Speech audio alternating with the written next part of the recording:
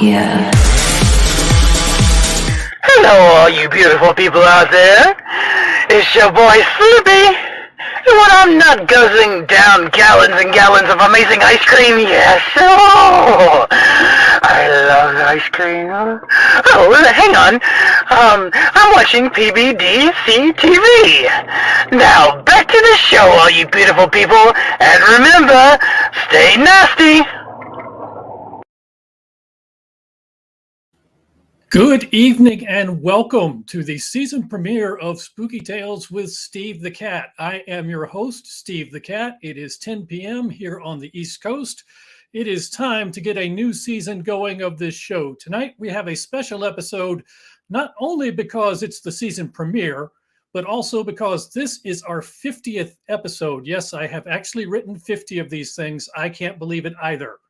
So we have just a few housekeeping things to work through before we get the episode started.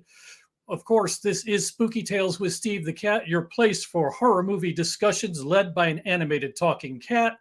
You're hearing me live on Facebook, and you should also be hearing me live on YouTube, Twitch, and Twitter as well. This is my first time broadcasting to multiple destinations. We'll see how it turns out.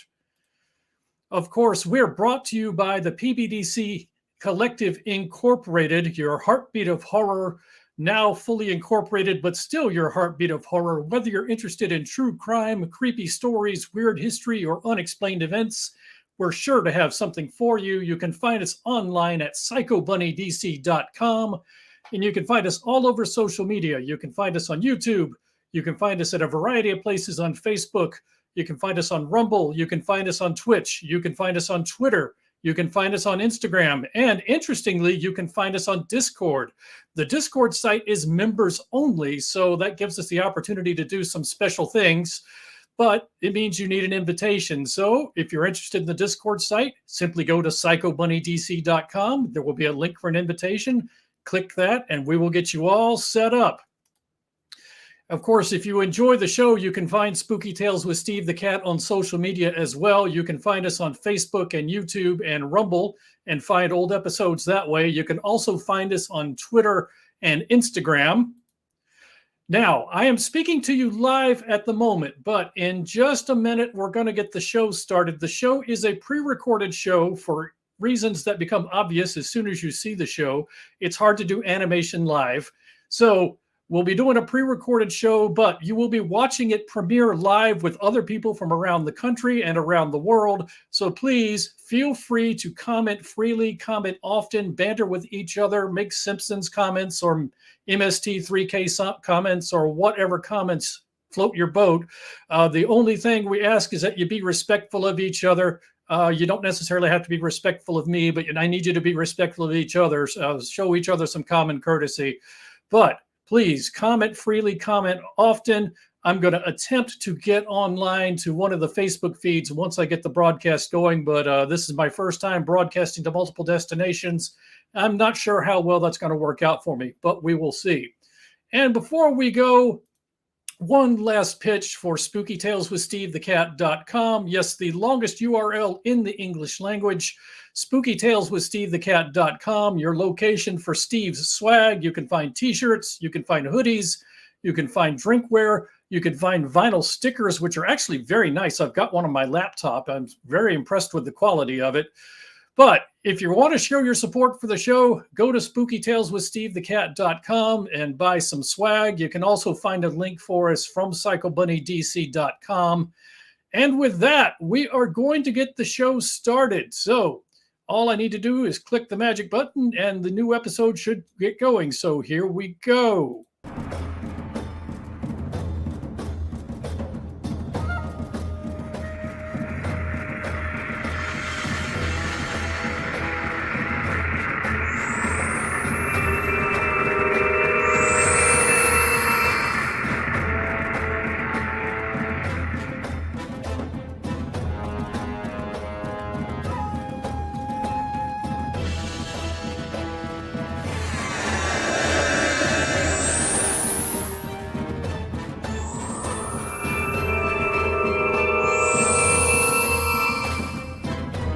This is Hunter 1. I've arrived at the target's location. Proceeding on foot. Repeat, proceeding on foot.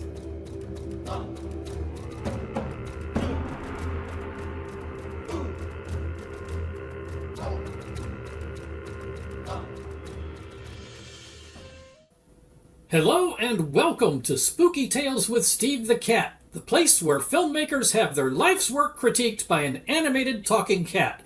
I'm your host, Steve the Cat. Tonight we travel all the way to the Netherlands for our featured film review, where we will tell the story of an abandoned windmill and the vengeful spirit that haunts it. We'll get to that in a minute, but first we're going to check in with our friend Crimson Meerkat, who is still in West Virginia, searching for our missing friend Malcolm Fluffosaurus. Hey Meerkat, can you hear me? Yes, Steve, I hear you loud and clear.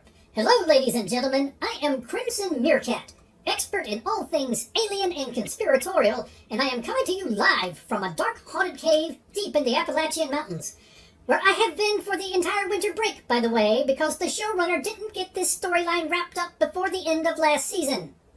He really is dramatically overpaid. I don't know why we keep him around.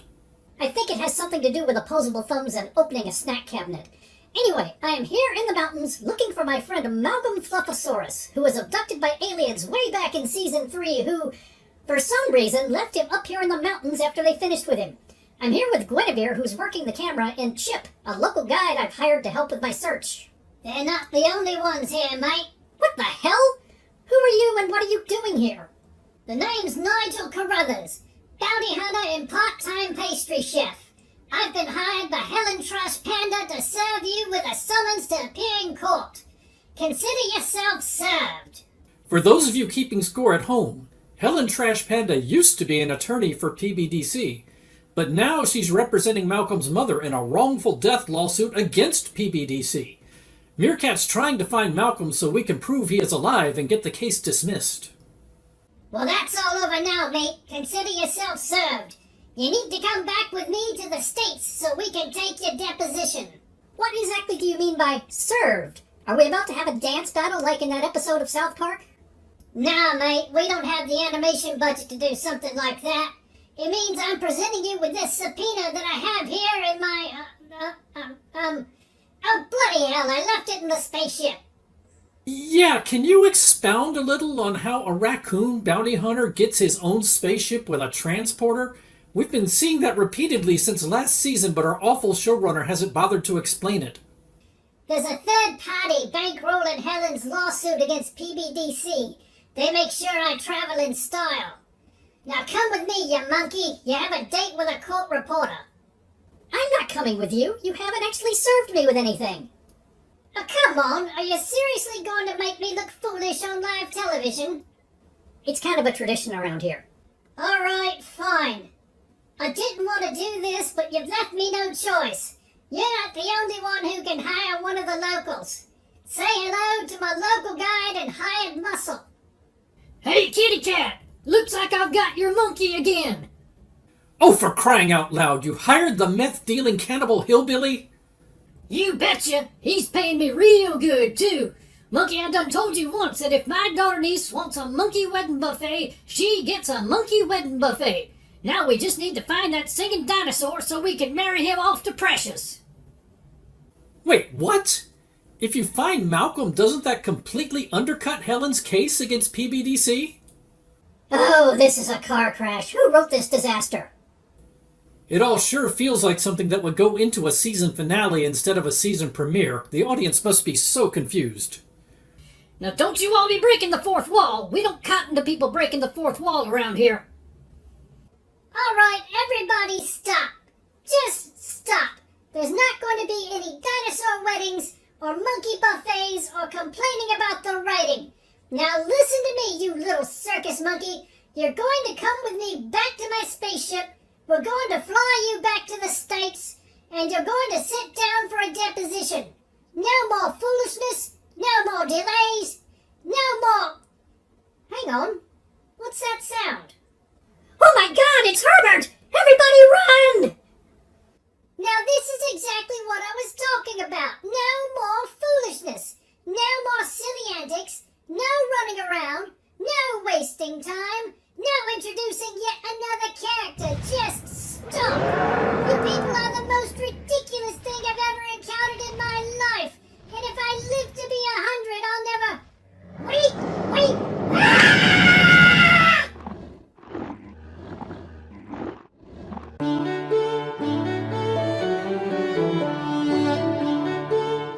Well, that was unexpected.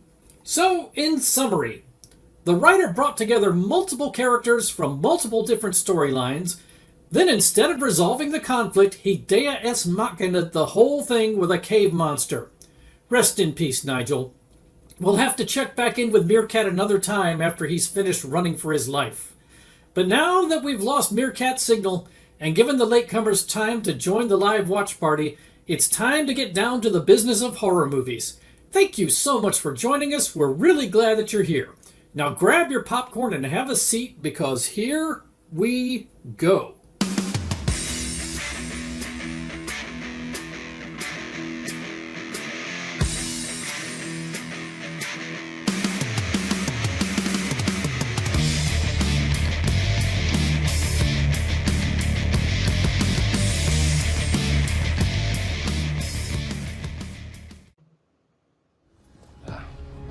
Got a ticket? It's in my bag. Doesn't matter. Always room for one more sinner, eh?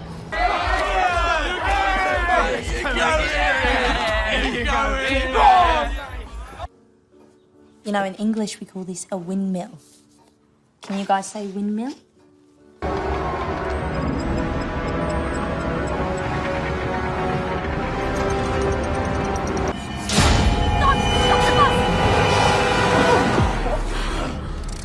Oh, what is it? It's an official document, a warrant for a death penalty of Miller Hendrick.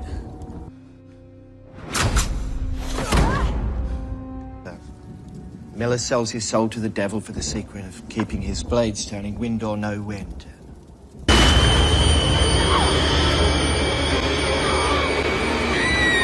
And then one day, a local discovers a tooth in his bag of flour and he realizes who's responsible for the spate of disappearances in the area.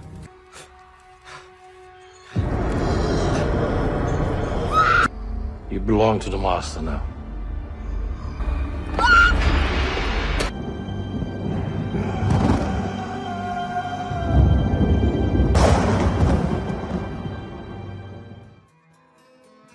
Let's get into our featured film review for the evening. We're going to talk about this film. It is called The Windmill, or if you prefer, it is called The Windmill Massacre. Why does this film have two titles? Well, this is a Dutch film. It is a Dutch film that is in English, but it is a Dutch film. It was released as The Windmill in the United States. It was released as The Windmill Massacre in Europe. Either way you look at it, this is a supernatural slasher horror film that was released in the year 2016. It was directed by Nick Jongerius, and the cast includes Charlotte Beaumont, Bart Cleaver, and Patrick Balady. Let's get into setting your expectations for this film. If you're going to sit down to watch The Windmill Massacre, what you should expect is an above-average supernatural slasher film with plentiful blood and gore. And as I mentioned, this is a Dutch film, but it is in English, so this is not dubbed in English. This is not subtitled in English. This film was filmed naturally in English. If you like Friday the 13th, you might like The Windmill. If you like Hellraiser, you might like The Windmill. You could probably throw Jeepers Creepers in there. If you are a fan of Jeepers Creepers, you'll probably like The Windmill. If you're going to sit down and watch the film, of course, we're going to help you calibrate your sights. This is the scale we like to use. On the far left side of the scale, we have very campy films such as Jason X. On the far right side of the scale, we have very serious films such as The Silence of the Lambs. As always, our scale is not an indicator of the quality of the film. It's an indicator of what your mindset needs to be going into the film if you're going to maximize your enjoyment. The Windmill, pretty much straight down the middle. It's what would have been a popcorn film if it were a major U.S. release. Now, it's not a major U.S. release. It's a Dutch film that was shot in English and released in Europe as well as here. But it has the feel of a traditional slasher movie that kind of has that straight down the middle mindset. So not too serious, but not too campy either. Before we go any farther, we need to get into our vocabulary lesson. This, of course, is the part of the show where we discuss new and innovative words and phrases in an effort to stay ahead of social media bots and algorithms that would otherwise try to ban our conversation. We've got two terms this week. They're both review terms from earlier episodes, so it's probably a good time to bring them back. Our first term is Christmas treeing. Christmas treeing is a noun that refers to the action when one character in a film hangs another character from a tree in a decorative or festive manner. Now, this does not have to be literally from a tree. We've expanded the definition of this somewhat just to refer to a character that has been hung in a decorative or festive manner. What is important is that the manner in which they are hung be decorative and or festive. Our second term for tonight is stomp noodling. Stomp noodling is a noun referring to the action of flattening, bursting, or squishing a character's noggin through the use of a trampling or stamping action. This happens in a lot of horror films. Now, maybe you've not heard this referred to as stomp noodling. There are some colloquial forms out there. Maybe you've heard this referred to as winemaking. Maybe you've heard this referred to as melon stomping. They all mean the same thing, somebody bringing his size 10 Doc Martens down onto another character's head and going splat.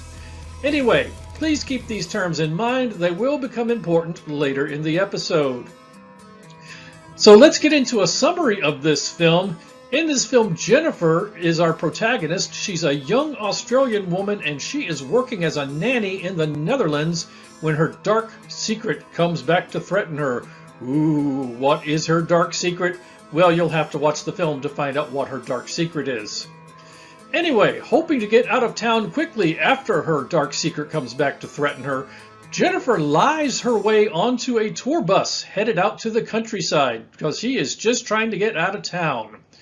Now, Jennifer is not finished advancing the plot for us because once she is on the bus and once the bus gets out into the sticks, Jennifer suffers a vision while on the bus, panics, and causes a chain of events that ends with the bus becoming stranded in an unpopulated rural area. So in that respect, kind of like that Jeepers Creepers movie with everybody trapped on the school bus. Unable to call for help because they are out in a rural area and they don't have any bars, the tour group takes shelter in a nearby abandoned windmill to at least have shelter from the elements. One by one, after doing this, the tour group members are revisited by their own dark secrets.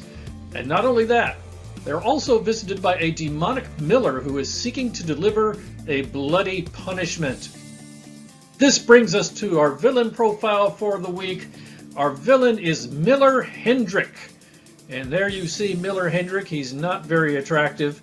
Miller Hendrick belongs to the supernatural slasher class, and he falls under the Dutch variety. We've not done any Dutch films on this show before. We have done Norwegian films, but this is our first film from the Netherlands. Miller Hendrick's special powers include strength, stealth, and the ability to create and utilize demonic visions to lure and confuse his victims. His signature weapon is, well, he doesn't have a signature weapon. He uses multiple weapons throughout the film, and he uses multiple techniques throughout the film. But if you had to call one of the weapons a signature weapon, he does primarily prefer a large scythe. And now a word from our benevolent overlords at PBDC TV, your nightly heartbeat of horror. You are found guilty of witchcraft. You are found guilty. You are found guilty. Witchcraft. You are found guilty.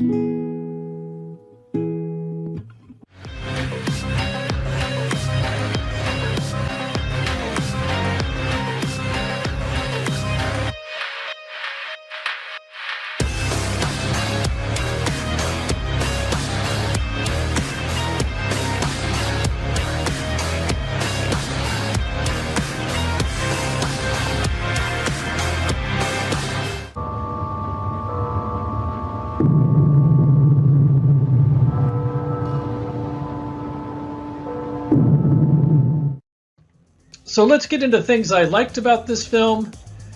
Right off the bat, the production values are better than many of the slasher films available online. The film looks like a competent feature film, and if you've watched enough horror movies, particularly streamed enough low-budget horror movies on a source like Tubi, you know what I'm talking about. There's the films that just look very amateur, look like they're independent films, and you have this one that is an independent film but doesn't really look like an independent film. It looks like it was done by a major studio. The story is interesting, if somewhat predictable. Most of the kills are interesting, and the practical special effects are fairly good. Now, most of the blood and gore is done with practical special effects. There are some CGI special effects for other things, and they're kind of meh. But the practical special effects are not bad. They're not the greatest in the world, but they're not bad. And finally, the tour group is a mixed bag of some likable characters and some intentionally unlikable characters. But all of them are competently acted, and most of them have some depth, so you learn about all the characters on the bus as the film goes on. Finally, I enjoyed the twist at the end. I'm not going to tell you what the twist at the end consists of, but just know that there is a twist at the very end of the film, and I did like it. Of course, it's a film about a windmill and a demonic miller. Things could have been better. Right off the bat, the film is largely formulaic and predictable. That's par for the course with a lot of slasher films, so you can't hold that against it too much, but it's not going to set the world on fire in terms of originality. The pacing feels a little bit slow in the middle. The beginning of the film flows really well, the end flows pretty well, the middle feels a bit slow. The film tries to give some depth and backstory to each character, like I mentioned, but because there is a large cast, some characters feel underdeveloped. And that's just an artifact of having a large cast and a film that's only an hour and a half long. Jennifer is the protagonist / final girl, as we mentioned on the previous slide, but because she is a flawed character, it can feel like there are no good guys in this film. That may or may not bother you. That's a matter of taste. Although most are decent, a few of the special effects are subpar. Mainly some of the CGI effects are not that well done when they involve fire, let's put it that way. And finally, some of you might not like the final twist at the end. Now, I liked it just because it was something different. It is definitely something different from the traditional formula, but you might not like it. So that's a matter of taste. Anyway, let's get to Steve's scorecard for this film. Right off the bat, we have kills. I counted an even dozen kills, 12. Bare breasts, drum roll please, and none. It, once again, is not that kind of film. Denogginings, how many people lose their melon in this movie? Well, I counted 1. Possumings, how many people are flattened by a moving vehicle in this film? Again, I counted 1. In Stumpinatings, how many limbs are lost? I counted 2. Fish hookings, I counted 1. Fish hookings is pretty much self-explanatory. Christmas treeings, our vocabulary term from earlier, I counted 2. Stomp noodlings, our other vocabulary term from earlier, I counted 1. And finally, burning down the house, which again ought to be pretty self-explanatory what that means, I counted 2. But that is not the extent of your enjoyment of The Windmill. If you sit down to watch The Windmill, you also will be treated to a number of bonus features, such as a Japanese toothpaste commercial star sighting. Yes, it's all very exciting for the tourists from Japan. You get bus flipping action. And where you have bus flipping action, you might also expect bus sinking action. Yes, the bus flips and lands on the side of a lake and eventually ends up sinking into the lake. You get hemophilia action. Yes, one of the characters is a hemophiliac, and that is a plot point throughout the film. You get Killer Miller action. Pretty much mentioned that earlier, but I wanted to say Killer Miller. You get petrol stealing action. For those of us in the United States, that's gasoline. You get blood-powered windmill action. Yes, a lesser-known part of the green energy revolution is the blood-powered windmill. You get a caveman-style beatdown. And that is all. So, Steve's final score for this film, we're going to give it 2.5 paws out of 4. We're going to say this is an above-average supernatural slasher film, hampered in part by uneven pacing and predictability. It's better than many of the free films available to stream on services such as Tubi, and it's worth watching if you're in the mood for a slasher film, but I would not build an evening around it. So I would call this a good, not great film. If you like slasher films, you'll like this film, but you won't necessarily say, wow, that's one of the greatest things I've ever seen. I want to go back and watch it again. Still, worth watching. That is The Windmill, and that is our featured film review for tonight. Well, we've come to the end of another episode of Spooky Tales with Steve the Cat, but before we go, as is our tradition, we're going to take just a couple of minutes to talk about some of the other stuff that I watched this week. This week we are going to talk about a film called Open Water. Now, on this show, we have in the past reviewed a movie called Open Water 3, Cage Dive, which was done by the same production company that did Open Water. This, of course, is the first film in the series. The films are not actually related to each other than they're similar in style and theme. I found this free with ads on Freevee. Now, Freevee is what used to be IMDb TV. This is the first time I've reviewed a film from Freevee. I access Freevee through my Amazon Prime account. I'm not sure if there are ways to get to it other than that, but it is an ad-supported network very similar to Pluto TV. It has both on-demand features and live programming, much like Pluto TV. In fact, a lot of the programming is the same as you would find on Pluto TV because a lot of the same stuff is in syndication and used on both networks. This is a 2003 American horror/survival/shark film. And you know I love shark films, so I was all over this one once I saw that it was available. So, what happens in Open Water? Well, needing a break from their busy lives, a young couple takes a vacation trip to go scuba diving. Big mistake. The couple joins up with others on a tour boat and are taken out to sea to go diving. The continental shelf goes out for a pretty long ways, so you can get pretty far from shore and still be shallow enough to do some scuba diving.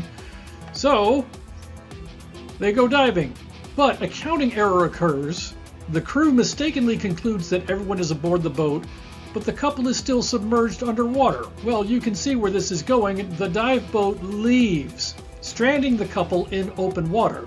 So they come to the surface, the boat is gone, they have no idea what has happened or why they've been left. They do know that there are sharks circling, and they are wondering, will they be rescued before the sharks begin to close? So let's talk about what I liked and didn't like about this film. First of all, right off the bat, it's a low-budget film that manages to build tension throughout the second half. It's not the biggest budget film in the world. I think this was shot for slightly over $100,000. Made $55 million at the box office, so it was a highly profitable movie. But it does at times look kind of low budget. And when I say low budget, it's in that it makes good use of stock footage in places, but does feature some nice underwater footage in other places. So it's not low budget in that the scenes look bad. It's low budget in that some of the movie is quite obviously stock footage that has been repurposed. Now, on the pro side, this film is reasonably well acted, and it competently builds up the suspense, so you'll be getting on the edge of your seat towards the end of the film. On the con side, at the end of the day, there's just not that much to it. It's just two people in the water. If you need a lot of action or a kill count that's higher than a couple, you need to look elsewhere. Overall, this is worth watching if you're in the mood for a survival/shark film.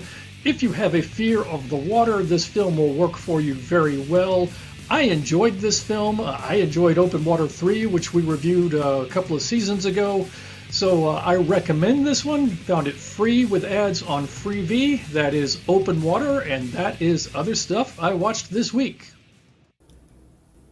Well, that brings us to the end of another episode of Spooky Tales with Steve the Cat. Thank you so much for joining us. We're glad you're here. Now, if you did enjoy the show, please check us out on social media. You can find Steve the Cat on YouTube, Instagram, Facebook, and Twitter. So please stop by and hit that subscribe button. And of course, Spooky Tales with Steve the Cat is available exclusively through the PBDC Collective Incorporated, now legally incorporated but still your heartbeat of horror. You can find us on the web at psychobunnydc.com, or you can check us out on YouTube, Facebook, Twitch, Instagram, Twitter, Rumble, and Discord. And bonus, the Discord site is for members only, so if you're interested, please go to psychobunnydc.com and click the link for an invitation. Also, be aware that the website has a members only area. If you're interested, just contact any of the content creators for PBDC and we'll get you set up with the password. Now, next episode, we're going to talk about a film that is one of my very favorites. It's sure to be a lot of fun, so make sure to join us on Monday nights at 10 p.m. Now, just as a side note, we're now on every other week, alternating Monday nights with Ghoul Radio. So join us next week for Ghoul Radio, and we'll be back with a new episode of Spooky Tales the following week. That's all for now, so until next time, thank you for joining us, and have a great week. Good night, everybody.